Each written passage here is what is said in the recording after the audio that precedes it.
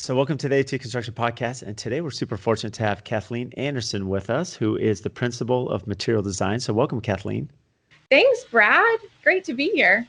Yeah, and I know you're doing some very exciting things. We've been talking offline just on a couple new developments that you're doing to the industry that I think are going to make a huge impact that I know we'll dive into later in the discussion.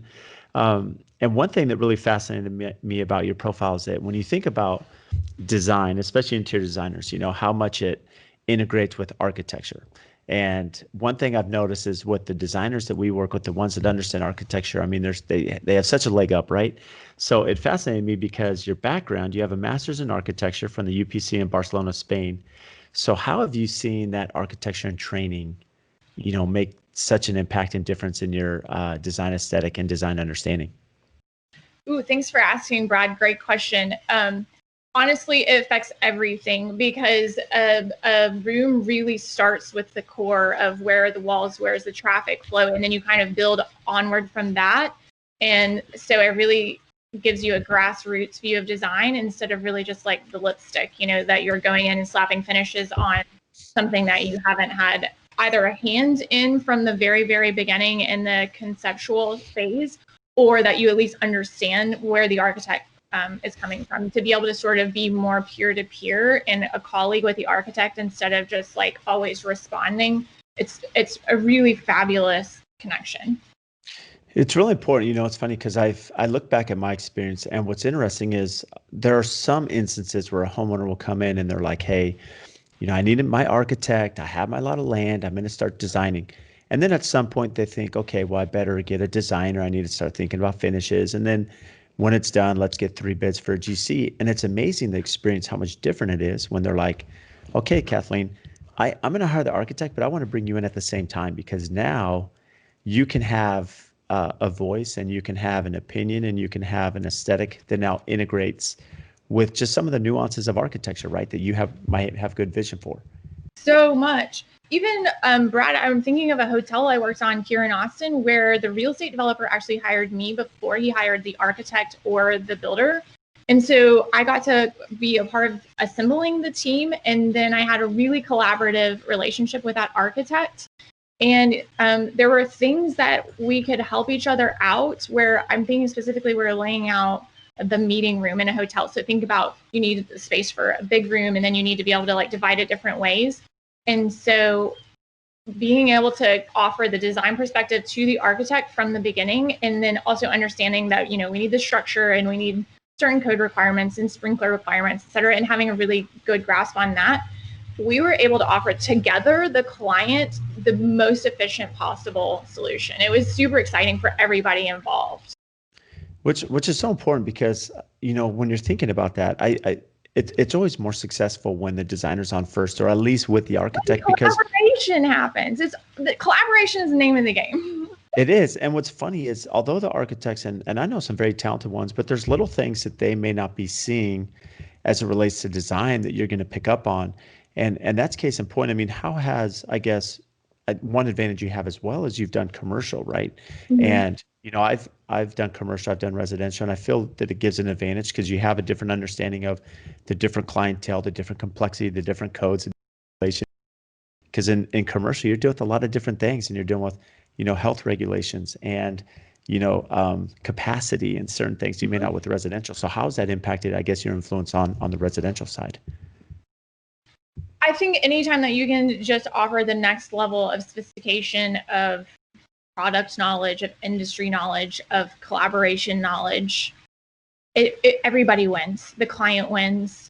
The builders win because you're able to offer more information from day one. I know when I worked in commercial, we had to really rigorous schedules. I know you're familiar with this. The amount of information that you give a builder on a commercial project is much higher than the level that's typically given in residential. And so I think that shapes my relationship with builders in residential, because sometimes I'll go into a project where I'm working with a residential builder that's never been on a commercial project. And he's like, I got an email this week where a builder is like, can you do all of my projects? They're kind of by the amount of information that comes, but everybody wins when that information is forthcoming, the collaboration is forthcoming. And the client wins. And do you feel there's a reason behind that? say that is because it is true. When I've done commercial projects, everything is very specified, Mhm. to to every fine detail, even at a bathroom wainscoting, to the backsplash in the kitchen or to the bar. I mean, all these little details to furnishings, everything, the FF&E, it's all picked out. And Right. and there's a reason being, right? There's budget in mind, there's time frame because every day that the restaurant or the hotel's not open, they're losing revenue. So, you Right. know, typically from a contractor side, liquidated damages are involved. Whereas on a residential side, you're trying to hone in something that's very personal. You're dealing with the Right. client. And so is do you feel that there's a reason why it is different on commercial and residential, that because it's maybe a little bit more business focus on commercial, whereas it's a little more emotional driven on the residential side? Maybe. I mean, a home honestly is extremely emotional for the buyer, for the clients. Oftentimes the largest purchase of their lifetime. And then they're kind of out of their league. Like you and I do this every day, Brad. So we maybe take for granted, like, uh, I know every faucet on the market or like a very large variety of faucets. And so once I hear what the client is after, I can go right to it. But sometimes I'm sure that you found this in your practice. Sometimes it pays off, always it pays off, to step back a little bit and realize, like I've had years and years looking at faucets, and this customer is thinking, I'm going to be looking at this faucet for the rest of my life. I want to make sure it's the right one. So you kind of have to take them on that journey with you a little bit. And then commercially, you kind of sidestep that because it is all business. They kind of assume you're a professional and get on with it. And so um, I the love that perspective, though. I mean, you use the term journey, I think is really well said because it is true on a commercial side. It's not that they shortcut finishes. In a lot of cases, they're really nice finishes in a lot of projects, but the end goal is something that's going to perform, that's going to look great, that's going to attract the customers, right? Whereas, as you mentioned, the journey, the emotional part with the client, they're looking at that this is a big purchase. This is something they're looking at that they're going to feel in touch, and this is part of them. And so I'm sure that impacts, I guess, how you're communicating that.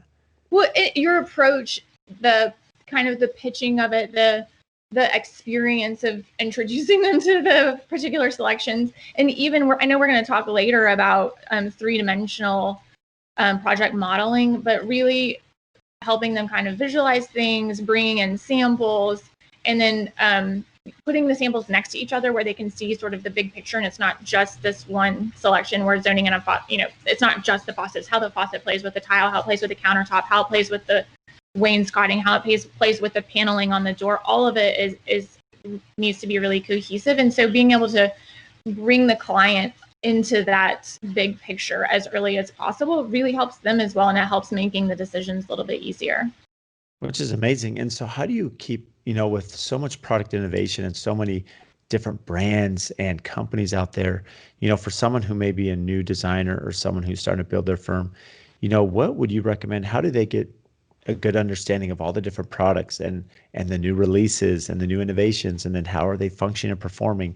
Is that's just something that you're going to learn over time as you go to these trade shows and design shows, or what have you found, in local markets to help that? Great question, Brad. I have an office in Tennessee and I lived and worked there for a long time, and they don't necessarily have like great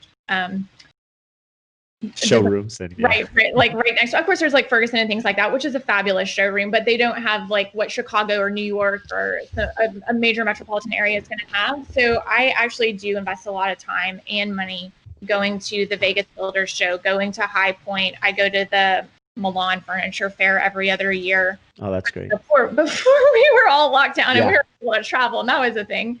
I didn't get to go this year. And I spent a lot of time reading, on the internet. I listen to your podcast, listen to Luann's podcast. You guys aren't obviously talking about specific products, but you're advertising Cove and Wolf, right? Yep, Sub-Zero Wolf, yep. And so at the end of the day, a lot of times it's relationship with a salesperson, and getting to know and trust what they recommend to you is the right suggestion, and knowing who you can trust and who's just trying to sell you something and make a buck. Life is also so relational in this business and everywhere, I'd say. It's funny you say that because I couldn't agree more. I feel that, what makes a company successful, whether you're a design firm, whether you're a builder, an architect, it doesn't matter. The thing is, it's the relationship industry, right? Because everyone's busy, everyone has commitments, but at the end of the day, I'm only as good as my designer that can pick, design this amazing home that flows great, and my architect, and then of course my suppliers that can perform and get me the product in a timely manner. And when there's an issue, which I tend to have all the time, I think, They happen. Life yeah, happens. it does, that you have someone that can say, hey, Brad, yeah, we'll be there, we'll take care of it, even if it's an oversight on our part. And that's what really makes a successful project for the client. Absolutely. Really finding those relationships and going deep with them. I think you win in the long run, where if you're bringing them a volume of work. And so, like you said, even when it's your screw up or it's my screw up, I'm thinking of one particular salesperson that I buy thousands and thousands of dollars product every month for my spec houses. And I know that he's going to have my back, whether it's his screw up or my screw up. We're going to work through it together, and we're all going to make money in the end. But this is also particularly this year, I'm sure you found, has been particularly challenging with getting things in time, things showing up weirdly broken or missing parts, because I feel like some of the factory workers have been like, there's been maybe some overturn, like things that have never gone wrong before have gone wrong. Right. And so like not going off the handle. If I could go back to young Kat just out of college and in the construction field, like, don't flip out. Things are going to, every day that you wake and do this business, things are going to go wrong. And it's not necessarily that you made a bad choice or the contractor did something wrong, or like, let's just all fix it and stop trying to play some sort of blame game and find the relationships of the people that are going to go the extra mile with you. You go the extra mile with them and be kind. It's all going to turn out. I love that you said that. I mean, there's so much to mindset, right? And not only does it apply to our business as a designer, as a builder, because as you mentioned, it seems that every day there's an issue to deal with, right? And the more we understand that this is reality and it's how we address those and communicate those, and we don't get emotionally involved in them and just understand this is a part of the process. And I think that, for anyone that's an entrepreneur, and this is really applicable to any business owner that's an entrepreneur, because one thing as a business owner, it doesn't matter the industry you're in, you're going to have ups and downs all day. You're going to have frustrations. And people always say, if I'm a business owner, what should I think about? And just understand, it's easy to say you have to work hard, right? And you can't let your business go because you're always thinking about it. When you're on vacation, you're thinking about it. You're always thinking about business development. But it's more understanding that positive mindset, because most successful entrepreneurs are positive, because you're going to have a lot of downs throughout the day. And how do you overcome those? And then broadcast that positivity to your workforce and to your suppliers and to your team so that they don't get discouraged, right? 100%. And I'm sure you've said this in your podcast before, but I think as I become an older business owner, one of the things that has been really crucial is kind of planning for that margin. When I'm doing an install or whatever, know that something is going to go wrong. So don't give yourself such a tight schedule and promise to the client, so that there you are at the 11th hour and something goes wrong and you didn't allow just a tiny little breather. And then you're either under delivering or you're freaking out on everyone trying to like make it happen in the last second. Just planning, go ahead and realize, I mean, they don't print pages when you're reading a book, the print doesn't go all the way to the edge because they don't know that every page is going to get cut exactly correctly. They like literally waste thousands and thousands of dollars of paper every year in the book industry to give a little bit of margin, because the printer can't cut out pages exactly the same, and we can't deliver a project exactly the way that we planned, exactly without a hitch, without just something's going to happen, and just allow for it and know, like, all right, this is the thing and let's move on. Kathleen, I mean, I think you're so dead on, because it's funny, you hear the term, we don't have challenges, they're just opportunities to succeed, right? It's just, that mindset. But the point you made that I really want to touch on is, when you talk about your experience as a business owner, as this changes, I look now on a couple of projects, a couple examples I could give is that, before, when I'd meet with a client and we're so anxious to get started, you want to get the shovel in the ground and you want to get moving. But now I've realized, hey, it's okay to wait 30 days. Wait 30 days. Let's get these decisions done, because what that's going to do, we may wait 30, but your construction loan's not going to engage. So you're not paying interest yet till we break ground. And now I can build the home 90 days faster because all these decisions are made. And so you're going to save 2 months. And that's, you don't understand that till you've been through it. And then you think about, like, at the end of the schedule. Yeah. And then you think at the end of have a punch day, 30 days of punch. I may only need 2 weeks, but I need to put 30 days in there, because nothing is worse than a client trying to get C of O. You're still doing punch. House isn't done. Designers trying to move in furnishings and window coverings, and then everyone's mad at each other, right? Everyone's angry. Nobody wins. Yeah. And then the designer's mad at me and client's mad at me, and we can't get our trades in there, and everyone's hopping around each other, and it just makes it difficult. I'm sure you've been through that experience as well on both sides. So much. And it's when you're in front of the client, you want to over deliver. I try to offer the same level of service that Four Seasons or a Ritz-Carlton would offer that client, because it's kind of that same clientele. And so you want to be the yes person when they're like, oh, we don't want 30 days for punch-in. Can we do 2 weeks? And I might be able to do it in 2 weeks. Yeah. Don't say that. Because it never happens. We need 30. It never happens. Yeah, especially get to the level that we need it at. So let me ask you this, I guess.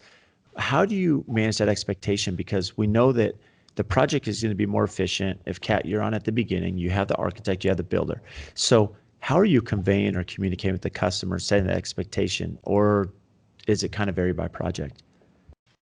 I really believe in educating the client, and just like everything else in business, the level of clients that you get, the longer you're in, is just keeps getting better and better. So I'm really lucky. I have really fabulous clients. And I try to go deep with the clients as well. And I'm really honest with them and straightforward. And I try to give them as much information as possible. And I think at the end of the day, the level of client that both you and I are dealing with understand if you're upfront and you're a business person and you have a process, I think they're going to understand that. It's when you kind of go in and you're not really sure, like, I need 14 days. It's when you can stand in your space, this level of client is going to be fine with it. It's when you walk in not knowing what you need or what the process needs that I think things get a little sideways sometimes. And it does take time, I think, to understand that as an owner. And I think for anyone listening, as you can build those relationships, like I've seen just with my designer network here in Scottsdale, the collaboration where, it's not that we're like pulling for each other, but in the sense we are, because we know it can be successful, because especially at pre-construction, when the designers call and saying, hey, Brad, I really have this good, this idea. It's like different. I want to do this, this, and this. Can it be done? And to have that resource, we're like, yeah, that can be done. And, it's budget friendly. Here's some options we have to make this work for the client. That collaboration can really happen a lot behind the scenes, and the benefit for the client. Such a benefit for the client. I think it's a benefit for everyone. But makes both you and I look more professional if we come with the same answers, with that kind of united front. And likewise, when I call the builder and say, can you do this little funky thing I've just thought up, or I saw in a magazine in Europe or whatever, he can say, yes, here's how it's going to happen. It will be efficient and not expensive, or it's going to be very expensive, or absolutely not. It makes me look better to have that conversation with you behind closed doors and to go tell my client, hey, I saw this in the, I read some of the European Architectural Digest. So sometimes I come up with some crazy ideas. Or so I'll go to the client, sell this idea, and the client's like in love with it. They're going to have this one of a kind thing. And then we go to the builder and tell the builder about it. And the builder's like, absolutely not, or it's going to be $100,000. And so right. now you have a disappointed client. So if you have that sort of mutual respect with the builder, go behind closed doors, have that conversation so that you as a designer can go to the client with the best information, and everybody wins. And that way you're not selling the client something that then you cannot deliver. Yeah, I love these. You share that, because there is a price. I mean, everyone's price sensitive to some extent, and the more we can vet that at the beginning really is helpful. And I've seen, especially now, I feel like in the last year, our firm is a lot more prepared. Especially at pre-constructions, we're working with design and architect, and we go into a project, and it's dialed in. When we break ground, and the advantage to our designers is that, typically when they're with a client that says we're going to bid out to 3 GCs, well, now they're trying to hand carry the contractor throughout the entire build. Whereas involving us in the beginning, or a builder in the beginning, well, now you can figure out the scope. And so when I break ground, I know every detail of the design book and what the designer's been envisioning the whole time. And so they may make a couple visits just to see the fun stuff that's going in. And we may have like an electrical walk, and a couple little things. But for the most part, they can just sit there and watch from social media as this project's, taking place. Yeah. Which is a win-win. So, Kat, when you're involved with the architecture side, how involved do you get? Do you get involved from like advice on the exterior, any of the finishes for the exterior, or maybe layout of a bathroom to say, the water closet, I really don't want to hear, I want to hide it, or layout of appliances. I mean, how involved do you get from an architect, and are the architects somewhat receptive, to that advice? Again, I think you approach a relationship like that with mutual respect. Nobody likes to know it all. And nobody likes to be told what to do. So I think it has to be a collaboration. But if the client requests, I do get involved in pretty much every aspect. Sometimes it really does depend on the project and the scope of the project. I've done projects that are, because of the scope and the size, they're small enough where a licensed architect isn't needed, and I can do a full layout. Which sometimes the builders that I have really great relationships with, it's a secret weapon for them. If someone asks for a small medical office build out or something, and they know that they have me in their back pocket, it's something that we can collaborate on and offer the client together. But I also have really great relationships with architects, and I fully respect the profession of architecture. I did go to architecture school, so I know how hard it is. I did not for the 7 exams. So I absolutely respect that profession, and I'm not here to say I can do it all, because I can't. None of us can.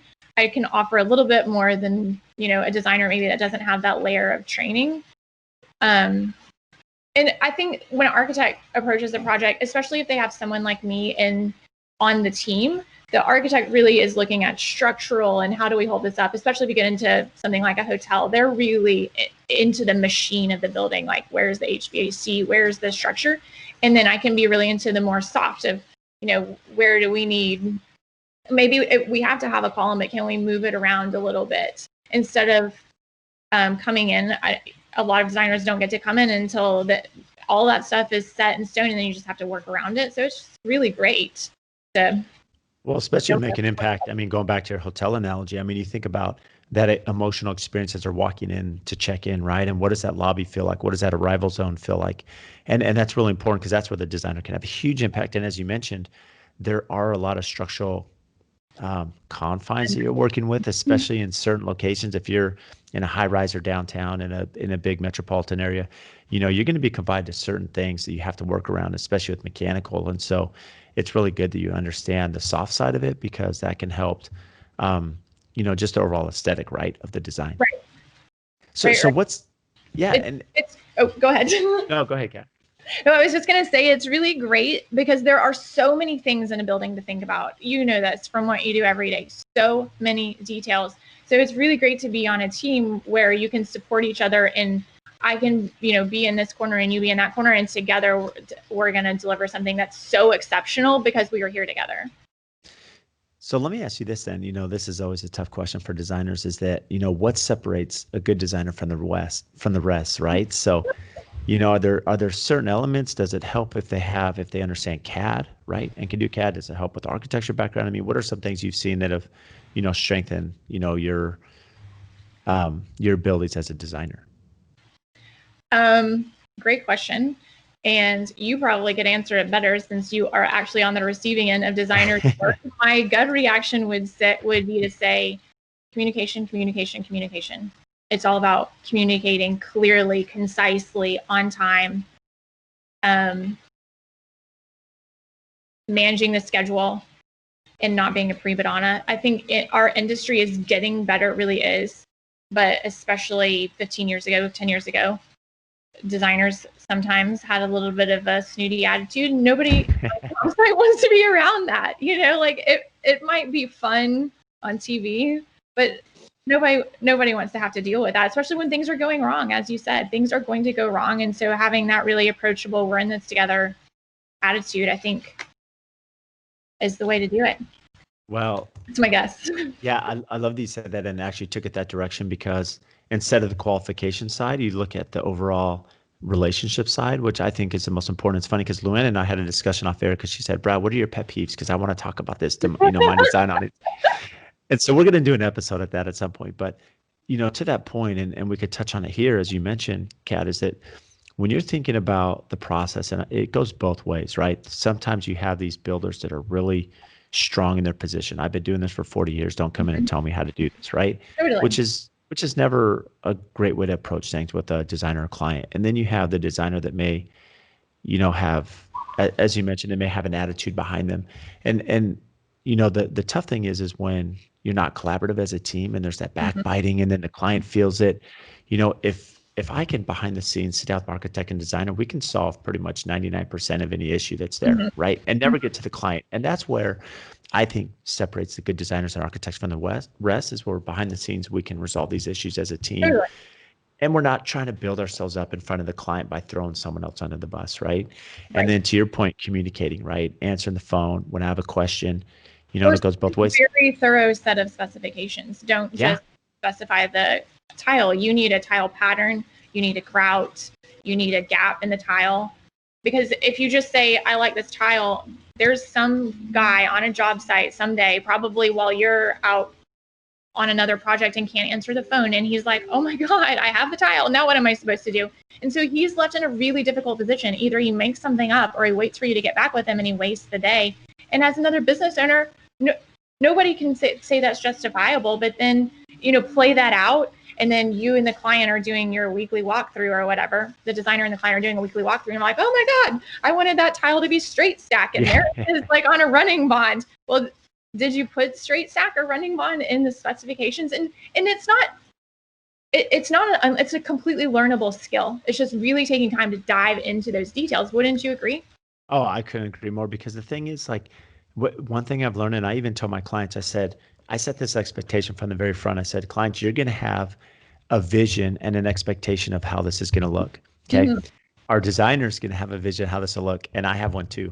And mm-hmm. sometimes, no matter how much information we have on paper, all three won't align, but that's okay. We'll work through this and communicate and make sure we're on the same page.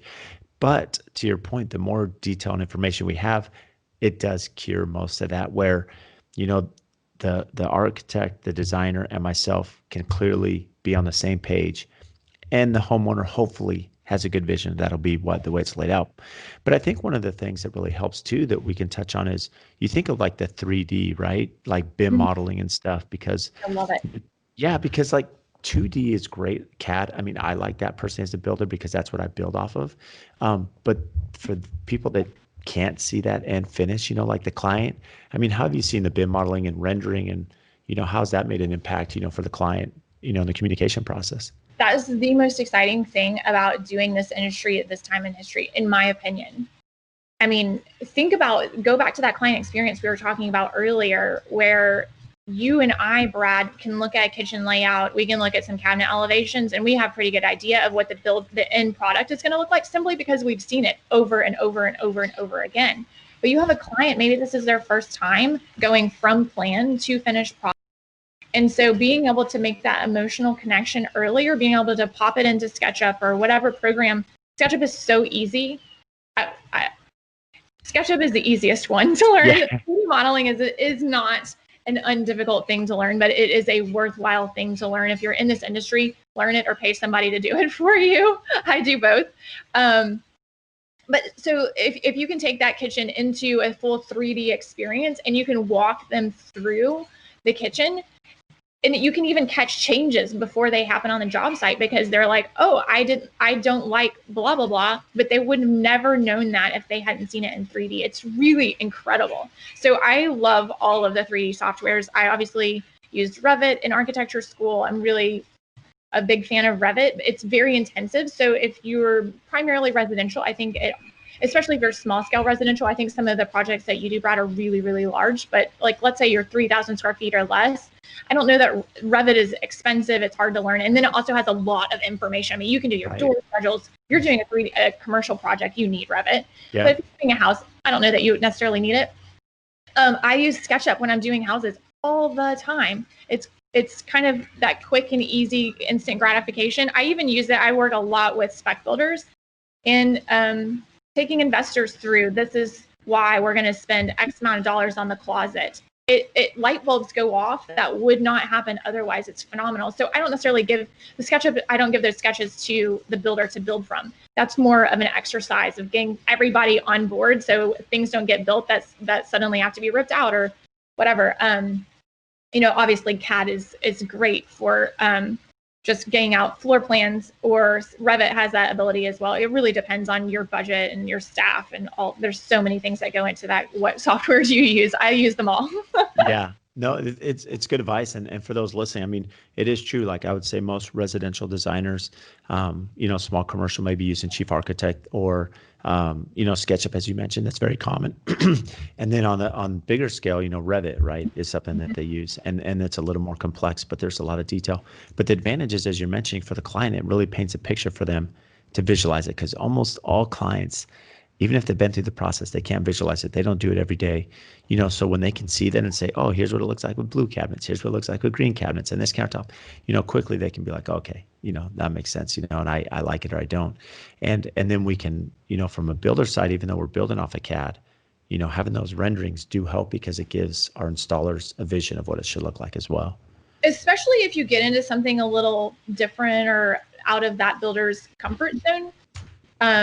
Back to the spec work that I do, it's so much easier to have a conversation if I want to do floating cabinets or some detail that they haven't necessarily done before, to like quickly show them how it looks in SketchUp.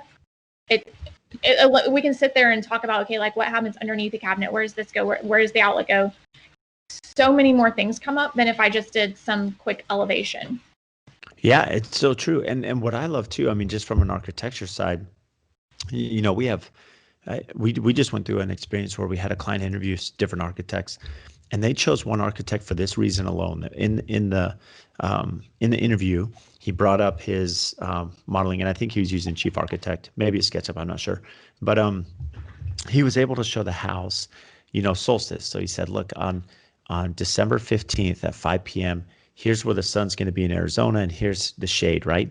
And then in the summer, which we're doing, July 10th at 5 p.m. when that sun's like super hot, and it's right in the west, it's the hottest part of the year. Here's where that sun's coming in. And so what the customer saw, they're like, oh my gosh, like this is what I've been looking for, because now I know where to put my pool, and now I know how to have my overhangs, and here's different furnishings, here's where I need window coverings because that sun's going to beat on it. And so just something that simple made all the difference with the clients. Like, yep, that's who I'm hiring. I love it. Love it.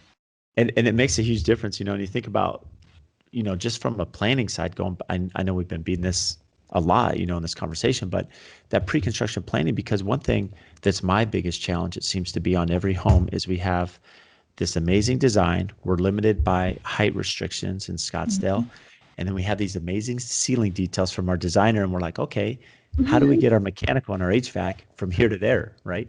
It doesn't fit through these trusses. We have these decorative ceilings. And so the advantage of having everyone involved from the beginning, and that's why clients need the whole team, because now it's like, okay, Cat, architect, us, how are we going to get mechanical there? How are we not going to jeopardize your ceiling detail and all your trim work? And then with the ceiling height restrictions, make this work. And you can jump right in Revit or whatever you're using and just kind of play with some different ideas and adding architectural interest and using that as an opportunity instead of something that's going to be an eyesore. I love it. It's so true. So how has social media become, ever important to you, Kathleen, in growing your business? How have you seen that take off or build your relationships on those platforms? Social media, the thing of our lifetime, I feel like. I am a recovering social media introvert. I find it's so helpful. It's so interesting to learn about what designers are doing all over the world. So I actually spend a lot of time on social media following colleagues and people that I respect in the industry. And I think that's such a fabulous tool. There are so many great opportunities to learn things in this industry in this time in history. It's just amazing. And thanks to people like you, and there's so many. Luann, of course, we keep referring to.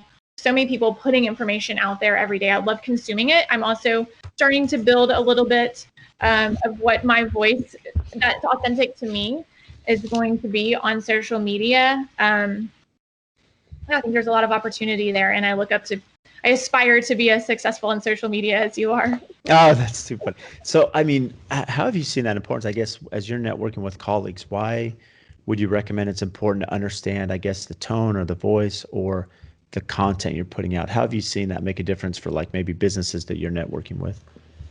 Yeah, I think it's a great way to figure out who in your industry you would work well with, because you can see what's important to you, and you can see who else is posting about those same subjects, and kind of figure out if you guys would work well together on a project. Also, I know clients love to get on and see past work and see if they resonate with your style.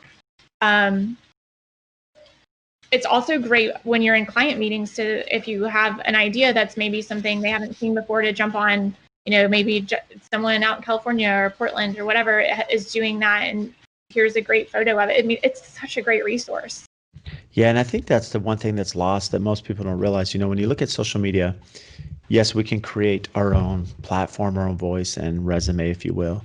But one thing that people don't realize is the collaboration that's out there. And what I mean by that is not only meeting, guests such as yourself, that I've collaborated with, but I start thinking about people outside my industry, right? How much I've learned from them. And I'll give one example. So I had Dr. Brian Harris on the podcast. He was actually one of my clients. He's a cosmetic dentist. And he nails it. He always talks about the emotional journey, and he Mhm. does cosmetic dentistry. So he talks about his clients that, you know, they're either embarrassed to smile, they're self-conscious, they're at a wedding, they're at, their whole life they had this issue. And he shows that experience of, okay, here's the before and after as I'm doing my analysis. He shows them buying their plane ticket. He shows them flying out. He shows them sitting in their office and then doing the work. And then he shows them at the end, hey, here's a month later when they're at the wedding and they got this huge smile, at Oh, this party. I love And that. yeah, and what's amazing, what I learned on that is what I picked up on is people now are traveling all over to have work done, and why they want the same experience. They're emotionally attached to this person that went through this experience. And so how do I as a builder create this emotional journey showing my client, beginning to end, the emotional part, maybe keeping the site clean, things that really hit home to them, the communication with the designer, whatever it may be, where now it creates an attraction for others that are following, that feed. Absolutely. Well, the relationship that both you and I are in with our clients is not a short-term relationship. I Right. mean, some of our projects go a year, 18 months. So that's a really intense marriage, if you will. I mean, I'm planning their closet. So what do? I go into their current closet. Here I am, like in their underwear drawer or whatever. That's a very intimate relationship. So what they want to know who I am, what I stand for, and am I going to talk about them? Yeah.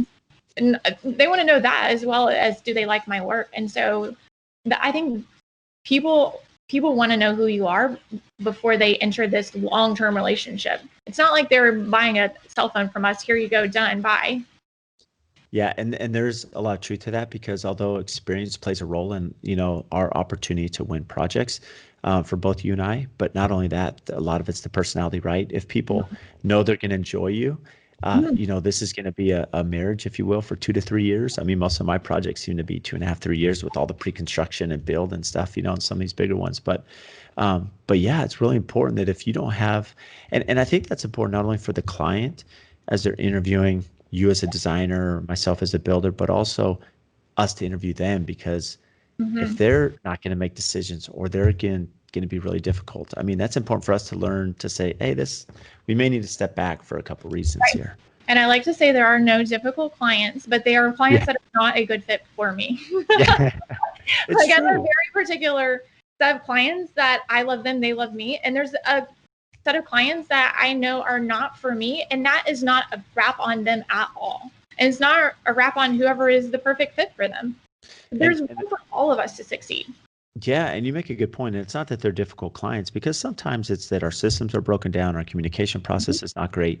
But more than anything, do we have that common understanding? Do our personalities align, which is a big part of it? And so it's not so much they're difficult, but do we know that we can, Right, yeah, this is going to be a great communicative right, process right, for the right. next 2 years. 100% agree. So has social media impacted your lead generation? Or I mean, especially where you have this great background, you had great work experience, you go off on your own, how do you start building clientele, that lead generation, or does that all come from social media, or how do you start building those channels? At this moment, 100% of my clients are referral based. I tend to go really deep with clients. I have developers that I'll do project after project after project for them. I'm trying to think. I mean, I'm on project number 3 with one person right now. One of the spec builders I work with, I'm project number 45. Wow. A real estate guy who just invests in a lot of different interesting projects. I'm working on 2 projects for him right now that are like my 7th and 8th projects. So I tend to go deep with people that resonate with my style. And so at this moment, I think that when someone gets a recommendation from their friend, like, hey, there's this designer that I work with, really liked her, they'll go look at my stuff kind of as a resume and like find out who I am before they give me a call. But I'm not getting lots of calls directly from social media at this moment. No, that's good. And but again, everyone's What target. works for you? Well, that's a great question. I mean, everyone's market is different too, though. I mean, where you already have a tried and true method of repeat clients and repeat business, that's what you want to seek after, right? That's continue to grow and build that word of mouth. For us, similar. I mean, we have word of mouth. A lot of ours is built through social media, a lot of leads, a lot of people that follow our emotional journey for a couple of years and then say, Brad, we're ready. We want you to build our home. We are fortunate to get a lot through social media. And then also in the relationships, right? As I continue to speak about that relationship with architect designer, like we want our designers to know that we always have their back and we're going to take care of them and do everything that they want us to do, which builds credibility for us so that way they refer us on the next job. And we've seen that reciprocity from our designers and architects where they've had a great experience working with my team and they want to bring us back. And so that's been helpful too. Can I spin the script and ask you a question? Sure. Yeah. So did you come out of the gate when you started your business on social media? That's a great question. How did you start and how did you know to do it? It's funny. So I work same thing. I did construction management in college, and then I moved to Phoenix in 2005. And then I worked for a large custom builder. They did custom and commercial, and I worked on this amazing hotel resort for 3 years here in Paradise Valley, and met some good people. And then I started my firm 8 years ago. And so when I started, I had made some contacts, probably similar to you, with different people in the industry, and I had a small network of people, close friends, family, that I could work for and start some small jobs. But it really wasn't until the third year. So 5 years ago, I started to get involved in social media and I'm like, why am I not using Instagram? Why am I not using, I'd been on LinkedIn, but I'd never used it for my business. And so it was 3 years into my business, 5 years ago when I really did the dive and been ultra consistent, like done it every day, 6, 7 days a week for the last 5 years. And it's been the best decision ever. Now, honestly, from day one. Every day you do stories or every day you do a post or both? Great question. So a little bit of everything. So every day I'm on there engaging. I try to post 5 to 6 times a week, sometimes 7. It just depends. But I try to be I try to do stories at least 4 days a week, no matter what. They take time. I mean, the thing is, it takes time. But I am on all the platforms because my demographics, LinkedIn and Facebook and Instagram, right? And House, Pinterest. I mean, it's all different demos. So it's important to have that reach but consistency is everything. And even if you're not posting, maybe you have a project that you're waiting on, but you can still engage, you can still build, respond to comments and network with other professionals. And so that can still help build your brand. Brad, will you teach a class on this? You're funny.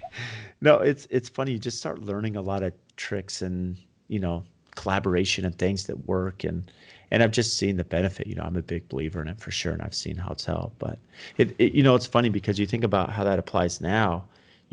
I will say, and I want to give this a plug for you, is one thing that I was super impressed, Kat, is something you're doing right now with your business. That's something I've never seen where you are working with spec builders and now you're beginning, a platform online where people all over the country, maybe because one of the challenges as a spec builder, I'm all build to suit, which means I'm building these dream homes for our clients. So they're always going to have a designer. Right. But if you're an investor and I'm looking at going and building 12 homes on a piece of land, the land's expensive. So I'm trying to cut costs to maximize, the investment I'm putting in. Now, Kat has a resource that I've been looking for as a spec builder. So talk to us about what you're doing. I'm so excited about this. So I really have been somehow related to the spec building industry since I came out of design school. And I've learned a lot of things the hard way. But I have come to the conclusion that a lot of things in life should be systematized. And so I have my system. So when someone comes to me and they have a spec project, and a lot of times they're dealing with really strict budgets, so they don't have a lot of they don't have the budget to do a full service design. So I offer my spec builders what I call express design. And so that's, selections, the things that, you could run to Ferguson and say, I want lighting and plumbing fixtures for this plan, but then you're going to your tile salesperson saying the same thing. And who knows if those two things kind of work together. And so I tend to attract those builders that want a little bit better than that, but they don't have the budget for, full service like you would do with a build to suit client. And so what I've done is I've come up with 2 collections that are those selections. And so there's light fixtures, plumbing fixtures, countertops, tile, a door panel style. Obviously, doors aren't spec because it could totally vary based on what the floor plan is. Cabinet door style, same thing on cabinets. Paint colors, door knobs, cabinet knobs. Brad, you've seen it. I'm trying to think. If you think of anything that I'm not thinking of, let me know. Yeah, I mean, and I'll take a step further because I've seen this, and this is what's amazing. So I would speak from the builder side. So if I'm a builder and I'm looking at going to do a custom home, well, I want something that's at the forefront of design, something that's current, that's going to market, that people are going to walk in and say, I want to buy this house. And now, and you can maybe show your pricing, you don't have to, but for a set fee, I can go in and I can purchase, collection 1, which may be, modern, or collection 2 that kind of fits. And then the benefit to me is, even if I'm in a small rural market, or it doesn't matter the market, you've partnered with some great brands that I can get, I can order these online. I can work with vendors that supply this material. And so the benefit for me is now I purchase your design packet and I have instant specifications where I know the cabinet material, I know the countertop, the faucet, the appliances, I know the flooring, the paint color. And then you have bathroom 1, 2, 3, you have bedroom 1, 2, 3. And so what's amazing is just, it's one set fee. I make that purchase, I download, I'm off to the races. And now I'm building this amazing design that you've, facilitated for me. Right. That's the idea. And I am not sponsored by any product, but on my spring 2021 collection goals are to be sponsored by products, but I am sincerely using products for their price point. And I think all of the lighting and plumbing can be purchased from build.com, which is the online version of Ferguson, which will ship for free. So you could live in Timbuktu and have zero access. And here you go. And when you buy the packet, Brad, you've seen I have mood boards that you'll get with a purchase. So you'll have something that you can print off and have in your office or in your truck to show to potential buyers that, hey, you have a designer that does projects nationwide working on this. And I feel like it gives that builder the next level of sophistication. And I love that you said that, because there's a couple things you're doing. Is one, because I've seen the spec book, and what's really valuable is not only are you giving me, the name and, the product and manufacturer and the item number. I mean, all that stuff's great, but you have the website links. So as you mentioned, I could go and I could purchase direct the quantity, ship it right to my house. You're picking products that are good quality, that appeal to the masses, but also are going to perform, right? They're good products. And so it's not just the cheap stuff. It's not the most expensive. You'll find that good ground where it makes sense as an investor. So I love that you're doing that, because there hasn't really been a resource, at least to my knowledge, where I could go on and buy this designer packet and now I could go build my spec home. I'm so excited. I hope it meets some serious needs out there. I hope so. Yeah. So how did you come up with this concept? I don't know. I mean, I do a lot of express design packages for my sweet spec builders. And I just thought, man, the small town that I grew up in the middle of nowhere, Tennessee, what if there's some spec builder there that needs this? How could I make it available to him? And so I it's literally one of those things that came to me in the shower that I'm like, I'm going to try this. Like, why would it not work? So in the packet, you get the mood board that you can print out and use for sales. You get an Excel spreadsheet that if you're a builder that's working, like maybe this is your first project or you're just starting out and you don't have project management software, I've used these spreadsheets for project management. Like I have the columns all set up where you can put in your pricing. Obviously, that's going to vary based on where you're buying it from, but it's just like set up where you put in your quantity, your price, and it all totals at the bottom. So if you're pitching something to an investor, if you're a builder pitching something to an investor and you need those numbers, you don't have to guess. Just go and fill that out and you're off to the races. And then it's something I haven't sent you, Brad.